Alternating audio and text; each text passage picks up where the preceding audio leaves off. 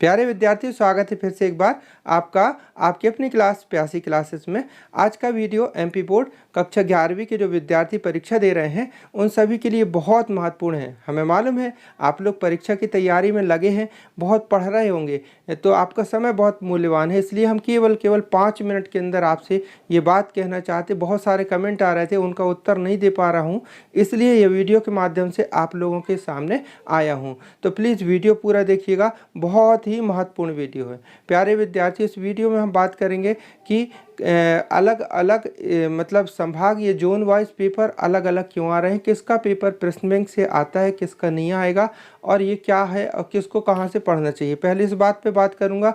दूसरी बात ये करेंगे कि फिजिक्स के पेपर में जो कुछ न्यूमेरिकल क्वेश्चन आना है वो कहाँ से आ सकते हैं, तो इसको देखिएगा। और फिर तीसरी बात, जो आप कक्षा 10वीं की परीक्षा दे करके 11वीं में आए हैं और 11वीं में पढ़ने का तरीका आपने देखा कि कुछ अलग है। अब ऐसी स्थिति में कुछ के पेपर यदि कुछ थोड़ी सी भी डिस्टर्ब हो जाते तो निराश हो जाते हैं। अब कक्षा 12th में जाएंगे तो वो क्या करें। तो कुल मिलाकर के 5 मिनट के अंदर बहुत सारी बातें बताना है आपको, तो जल्दी से शुरुआत करता हूँ। सबसे पहले देखिए, पूरे मध्य प्रदेश में 5 सेट पेपर बने हुए हैं और इनको अलग अलग जोन वाइज डिवाइड किया गया है।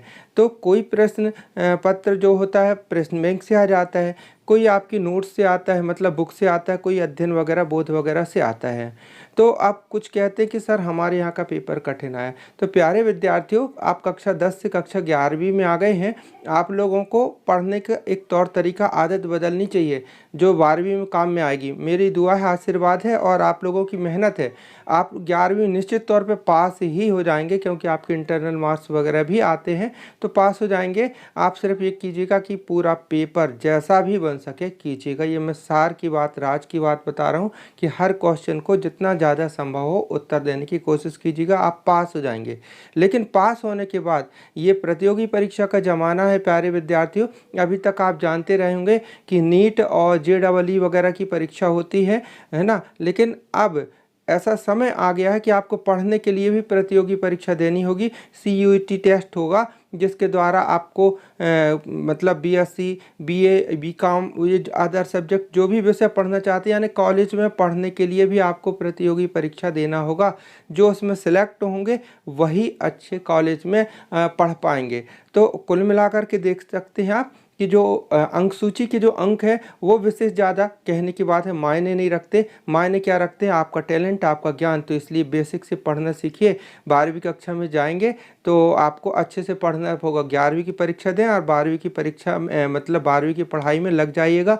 मैं पूरी मेहनत आपके साथ करूँगा, फिजिक्स मैथ्स वगैरह जितना ज़्यादा संभव होगा पढ़ाने की कोशिश करूँगा। तो ये बात हुई। अब दूसरी बात ये बताना चाह रहा हूँ कि जो फिजिक्स का जो पेपर है, कल ही पेपर है, तो उसमें न्यूमेरिकल क्वेश्चन पूछे जाएंगे। नहीं तो आप कहेंगे कि सर बताए नहीं थे। न्यूमेरिकल क्वेश्चन आएंगे, 2-2 नंबर के 2 क्वेश्चन और एक क्वेश्चन 3 नंबर। कितने नंबर हुए? 2-2 नंबर के 2 यानी 4 और एक 3, 7 अंक के न्यूमेरिकल क्वेश्चन आएंगे।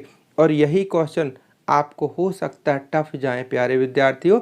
तो इनको मैं थोड़ी सा हिंट देना चाहूँगा। तैयारी करने के लिए आपको जो गति के समीकरण और गति के नियम 2 चैप्टर हुए, और है कार्य ऊर्जा और शक्ति, है ना। यहाँ से ज़्यादा अंक के क्वेश्चन बना करते हैं, तो इनके अंक के क्वेश्चन सीख लीजिएगा। और ये बता दूं कि जिनके पेपर अभी तक प्रश्न बैंक से आए हैं, अभी तक प्रश्न बैंक से आए हैं ज़्यादातर, तो उनका अगला पेपर भी प्रश्न बैंक से आने की उम्मीद ज़्यादा है ना। तो उनको तैयारी प्रश्न बैंक बेस्ड करना चाहिए। और ये जिनके पेपर प्रश्न बैंक से नहीं आ रहे हैं उनको प्रश्न बैंक केवल देखना चाहिए, लेकिन उसके भरोसे नहीं रहना चाहिए। उनके लिए मैंने अलग से एक वीडियो खूब पहले ही बना दिया था जिसमें चाबी की बनी हुई है ना। तो उसमें हमने पूरे 1-1 नंबर वाले, 2-2 नंबर, 3-3 और 4-4 अंक वाले प्रश्न अलग से बताए हैं।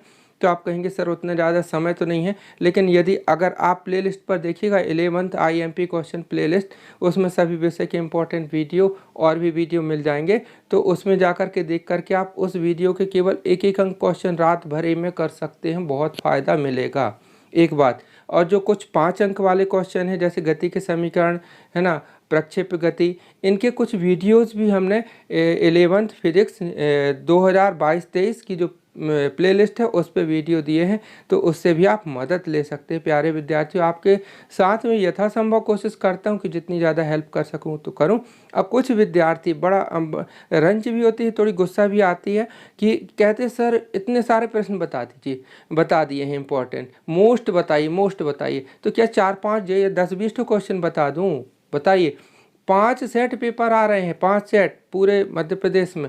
अब एक सेट में कितने क्वेश्चन होते हैं? कैलकुलेट कीजिए, 5 सेट में कितने हो जाएंगे। अब मैं कैसे आपको 10-15 क्वेश्चन बता दूं? एक ज़माना था जब केवल पूरे मध्य प्रदेश में एक सेट पेपर आया करता था। अब ऐसी स्थिति में 12वीं 10वीं 12वीं में ऐसा ही होता है। वैसी स्थिति में सिलेक्टेड मैं 20-25 क्वेश्चन भी बता देता तो उससे पेपर कवर हो जाता। अब इतने सारे प्रश्न आ रहे हैं तो मैं कैसे कि 10-15 क्वेश्चन बता दूं? फिर आप कहेंगे कि सर हमारे इसमें से तो बिल्कुल नहीं फंसा। तो मेरी मजबूरी है प्यारे विद्यार्थियों उसमें से सिलेक्ट करके बताने की। और आप इतना पढ़ें, इतनी शॉर्टकट ना अपनाएं। सफलता का कोई शॉर्टकट नहीं होता। सक्सेस होना है तो डिटेल में पढ़ना सीखिए। बात खराब लगे तो कोई बात नहीं, मतलब दवाई हमेशा कड़वी होती है, सच्चाई कड़वी होती है।